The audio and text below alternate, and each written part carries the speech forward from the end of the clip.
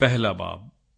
यूना खुदावंद की नाफरमानी करता है। खुदावंद का कलाम यूना बिन इम्मती पर नाजिल हुआ कि उठ, उस बड़े शहर नैनवा को जा और उसके खिलाफ मनादी कर, क्योंकि उनकी शरारत मेरे हजूर पहुंची है। लेकिन यूना खुदावंद के हजूर से तरसीस को भागा और याफा में पहुंचा, और वहां उसे तरसीस को जाने वाला जहाज मिला, और वो किराया देकर उसमें सवार हुआ, ताकि खुदावंद के हजूर से तरसीस को अहले जहाज के साथ जाए। लेकिन खुदावंद ने समुद्र पर बड़ी आंधी भेजी, और समुद्र में सख्त तूफान बरपा हुआ, और अंदेशा था कि जहाज तबाह हो जाए। तब मल्लाह हरासा हुए, और हर एक ने अपने देवता को पुकारा, और वो अजनास जो जहाज में थी समुद्र में डाल दी, ताकि उसे हल्का करें। लेकिन यूना जहाज के अंदर पड़ा सो रहा था। तब नाखुदा उसके पास जाकर कहने लगा, तू क्यों पड़ा सो रहा है? उठ, अपने माबूद को पुकार, शायद वो हमको याद करे और हम हलाक ना हों। और उन्होंने आपस में कहा, आओ हम कुरा डालकर देखें कि ये आफत हम पर किसके सबब से आई। चुनाचे उन्होंने कुरा डाला और यूना का नाम निकला।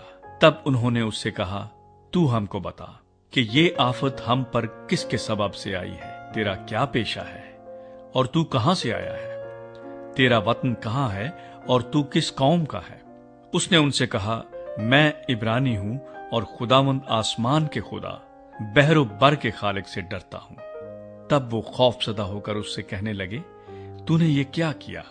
क्योंकि उनको मालूम था कि वो खुदावंद के हजूर से भागा है, इसलिए कि उसने खुद उनसे कहा था। तब उन्होंने उससे पूछा कि हम तुझसे क्या करें कि समुंदर हमारे लिए साकिन हो जाए, क्योंकि समुंदर ज्यादा तूफानी होता जाता था। तब उसने उनसे कहा, मुझको उठाकर समुंदर में फेंक दो, तो तुम्हारे लिए समुंदर साकिन हो जाएगा, क्योंकि मैं जानता हूं कि ये बड़ा तूफान तुम पर मेरे ही सबब से आया है। तो भी मुल्लाहों ने डांड चलाने में बड़ी मेहनत की कि किनारे पर पहुंचे, लेकिन न पहुंच सके, क्योंकि समुंदर उनके खिलाफ और भी ज्यादा मौजजन होता जाता था। तब उन्होंने खुदावंद के हजूर गिड़गिड़ा कर कहा, ऐ खुदावंद, हम तेरी मिन्नत करते हैं कि हम इस आदमी की जान के सबब से हलाक ना हों, और तू खून नाहक को हमारी गर्दन पर न डाले, क्योंकि ऐ खुदावंद, तूने जो चाहा सो किया। और उन्होंने यूना को उठाकर समुंदर में फेंक दिया, और समुंदर का तलातुम मौकूफ हो गया। तब वो खुदावंद से बहुत डर गए, और उन्होंने उसके हुजूर कुर्बानी गुजरानी और नजरें मानी। लेकिन खुदावंद ने एक बड़ी मछली मुकर्रर कर रखी थी कि यूना को निगल जाए, और यूना 3 दिन रात मछली के पेट में रहा। दूसरा बाब। यूना की दुआ। तब यूना ने मछली के पेट में खुदावंद अपने खुदा से ये दुआ की। मैंने अपनी मुसीबत में खुदावंद से दुआ की और उसने मेरी सुनी। मैंने पाताल की तह से दुहाई दी, तूने मेरी फरियाद सुनी। तूने मुझे गहरे समुंदर की तह में फेंक दिया, और सैलाब ने मुझे घेर लिया। तेरी सब मौजें और लहरें मुझ पर से गुजर गईं, और मैं समझा कि तेरे हजूर से दूर हो गया हूं। लेकिन मैं फिर तेरी मुकद्दस हैकल को देखूंगा। सैलाब ने मेरी जान का मुहासरा किया, समुंदर मेरी चारों तरफ था। बहरी नबात मेरे सर पर लिपट गई, मैं पहाड़ों की तह तक गर्क हो गया। जमीन के आड़बंगे हमेशा के लिए मुझ पर बंद हो गए। तो भी ऐ खुदावंद मेरे खुदा, तूने मेरी जान पाताल से बचाई। जब मेरा दिल बेताब हुआ तो मैंने खुदावंद को याद किया, और मेरी दुआ तेरी मुकद्दस हैकल में तेरे हजूर पहुंची। जो लोग झूठे माबूदों को मानते हैं वो शफकत से महरूम हो जाते हैं।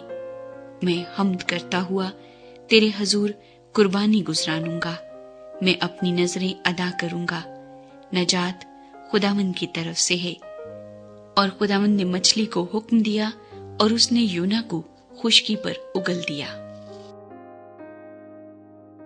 तीसरा बाब। यूना खुदावंद का हुक्म मानता है। और खुदावंद का कलाम दूसरी बार यूना पर नाजिल हुआ कि उठ, उस बड़े शहर नैनवा को जा और वहां उस बात की मनादी कर जिसका मैं तुझे हुक्म देता हूं। तब यूना खुदावंद के कलाम के मुताबिक उठकर नैनवा को गया, और नैनवा बहुत बड़ा शहर था।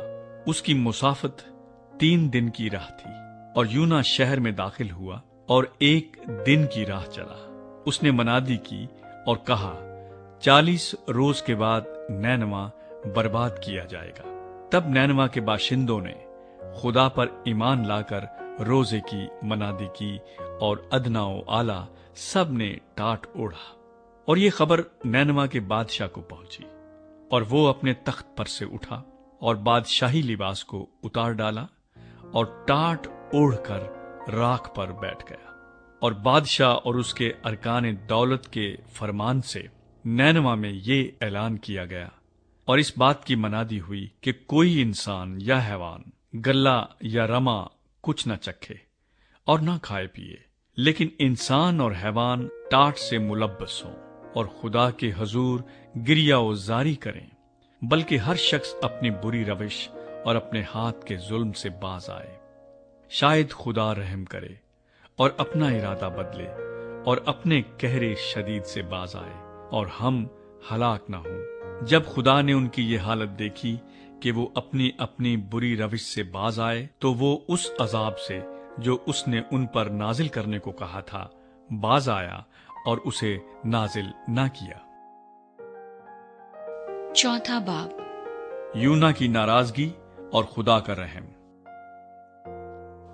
लेकिन यूना इससे निहायत नाखुश और नाराज हुआ, और उसने खुदावंद से यूं दुआ की कि ऐ खुदावंद, जब मैं अपने वतन ही में था और तरसीस को भागने वाला था, तो क्या मैंने यही ना कहा था? मैं जानता था कि तू रहीम व करीम खुदा है, जो कहर करने में धीमा और शफकत में गनी है और अजाब नाजिल करने से बाज रहता है। अब ऐ खुदावंद, मैं तेरी मिन्नत करता हूँ कि मेरी जान ले ले, क्योंकि मेरे इस जीने से मर जाना बेहतर है। तब खुदावंद ने फरमाया, क्या तू ऐसा नाराज है? और यूना शहर से बाहर मशरिक की तरफ जा बैठा और वहां अपने लिए एक छप्पर बनाकर उसके साए में बैठ रहा कि देखे शहर का क्या हाल होता है।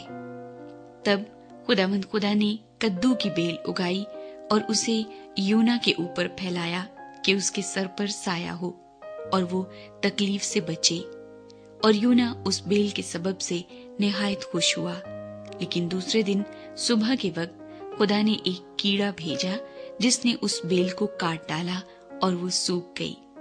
और जब आफताब बुलंद हुआ तो खुदा ने मशरिक से लू चलाई और आफताब की गर्मी ने यूना के सर में असर किया और वो बेताब हो गया और मौत का आरज़ूमंद होकर कहने लगा कि मेरे इस जीने से मर जाना बेहतर है। और खुदा ने यूना से फरमाया, क्या तू इस बेल के सबब से ऐसा नाराज है? उसने कहा, मैं यहाँ तक नाराज हूँ कि मरना चाहता हूँ। तब खुदावंद ने फरमाया कि तुझे इस बेल का इतना ख्याल है जिसके लिए तूने ना कुछ मेहनत की और ना उसे उगाया, जो एक ही रात में उगी और एक ही रात में सूख गई। और क्या मुझे लाजिम न था कि मैं इतने बड़े शहर नैनवा का ख्याल करूं, जिसमें 1,20,000 से ज्यादा ऐसे हैं जो अपने दाहिने और बाएं हाथ में इम्तियाज नहीं कर सकते और बेशुमार मुआइशी हैं।